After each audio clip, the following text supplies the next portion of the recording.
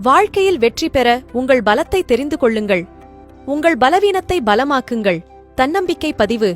ஜப்பானில் 10 வயது சிறுவன் ஒருவனுக்கு ஜூடோ சாம்பியனாக வேண்டும் என்பது இலட்சியமாக இருந்தது. ஆனால் அவன் ஒரு மாற்றுத்திறனாளி. அவனுக்கு இடது கை கிடையாது. கைகளும் கால்களும் வலுவாயிருப்பவர்களுக்கே ஜூடோ சாம்பியன் ஆவது என்பது பெரும் சவால். ஒரு கையில்லாத சிறுவன் என்ன செய்வான்? பல பயிற்சியாளர்களிடம் சென்றான். எல்லோரும் அவனை பரிதாபமாய் பார்த்துவிட்டு திருப்பி அனுப்பினார்கள். சிறுவன் மனம் தளரவில்லை. தொடர்ந்து முயற்சி செய்தான். இறுதியில் ஒரு பயிற்சியாளர் அவனுக்கு ஜூடோ கற்றுத்தர ஒப்புக்கொண்டார். பயிற்சி வகுப்பு தொடங்கியது. பயிற்சியாளர் ஒரே ஒரு தாக்குதலை மட்டும் அவனுக்கு கற்றுக் கொடுத்தார். நாட்கள், வாரங்கள், மாதங்கள் பல ஓடின. பயிற்சியாளர் வேறு எதையும் கற்றுக் கொடுப்பதாக தெரியவில்லை. சிறுவன் சோர்ந்து போனான். பயிற்சியாளரே, நான் ஜூடோ சாம்பியனாக இந்த ஒரு தாக்குதல் தெரிந்தால் மட்டும் போதாதே, வேறு எதுவும் கற்றுத் தருவீர்களா என்றான். இந்த ஒரே ஒரு தாக்குதலில் நீ வல்லவனானால் போதும் என்றார் பயிற்சியாளர். பயிற்சியாளர் சொல்லிவிட்டால் மறு பேச்சு ஏது?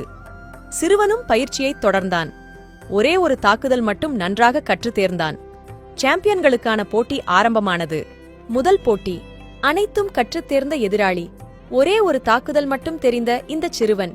போட்டி ஆரம்பமானது. பார்வையாளர்கள் எல்லோரும் ஆச்சரியப்படும் விதமாக சிறுவன் வெற்றி பெற்றான். இரண்டாவது போட்டி. அதிலும் அவனுக்கே வெற்றி. அப்படியே முன்னேறி அரை இறுதிப் போட்டி வரை சென்றான். அதிலும் கொஞ்சம் போராடி வென்றுவிட்டான். தற்போது இறுதிப் போட்டி. எதிரே இருப்பவன் பலமுறை சாம்பியன் பட்டம் பெற்றவன். ஒரு கையில்லாத எதிராளியை பார்த்து அவனுக்கு கொஞ்சம் பரிதாபமும் இளக்காரமும் இருந்தது. சிறுவன் சளைக்கவில்லை. போட்டி ஆரம்பமானது. முதல் சுற்றில் சிறுவனை அடித்து வீழ்த்தினான் எதிராளி. சிறுவனின் நிலையைக் கண்டு பார்வையாளர்களுக்கு அதிர்ச்சி.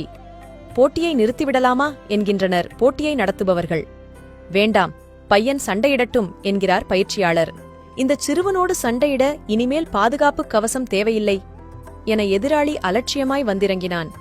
சிறுவன் தனக்கு தெரிந்த அந்த ஒரே தாக்குதலை பலமாய் நிகழ்த்தினான். எதிராளி வீழ்ந்தான். சிறுவன் சாம்பியனானான். பார்வையாளர்கள் நம்ப முடியாமல் பார்த்தார்கள். போட்டியாளர்களுக்கோ ஆச்சரியம். அந்த சிறுவனுக்கே தனது வெற்றியை நம்ப முடியவில்லை. அன்று மாலை பயிற்சியாளரிடம் கேட்டான். பயிற்சியாளரே, நான் எப்படி இந்த போட்டியில் வெற்றி பெற்றேன்? ஒரே ஒரு தாக்குதலை மட்டும் வைத்துக்கொண்டு வெற்றி பெற்றிருக்கிறேனே என்றான். புன்னகைத்தபடியே பயிற்சியாளர் சொன்னார். உனது வெற்றிக்கு 2 காரணங்கள். ஒன்று, ஜூடோவிலுள்ள மிக கடுமையான ஒரு தாக்குதலை நீ கற்றுத் தேர்ந்திருக்கிறாய். இரண்டாவது, இந்த தாக்குதலை தடுக்க வேண்டுமானால் எதிராளிக்கு ஒரே ஒரு வழிதான் உண்டு. உனது இடது கையை பிடிக்க வேண்டும். உனக்குத்தான் இடது கை கிடையாதே. உன்னுடைய அந்த பலவீனம்தான் பலமானதாய் மாறி உன்னை சாம்பியனாக்கியிருக்கிறது. பயிற்சியாளர் சொல்லச் சொல்ல சிறுவன் வியந்தான். தனது பலவீனமே பலமாய் மாறிய அதிசயத்தை நினைத்து நினைத்து மகிழ்ச்சியடைந்தான். நாம் ஒவ்வொருவரின் ஆழ்மனமும் திறமைகளின் கடல். அதில் மூழ்கி முத்தெடுப்பதும் நத்தையெடுப்பதும் மூச்சடக்கி நாம் மூழ்குவதைப் பொறுத்தது. ஒவ்வொரு மனிதனுக்கும் இறைவன் தனித்தனி திறமைகளை கொடுத்திருப்பான். அதை கண்டுபிடித்து செயல்படுத்துவதில் நமது வெற்றி உள்ளது. அனைவருக்கும் பகிருங்கள். இதுபோல பயனுள்ள பதிவுகளுக்கு ஜே ஹெல்த் பக்கத்தை ஃபாலோ செய்யுங்கள். நன்றி.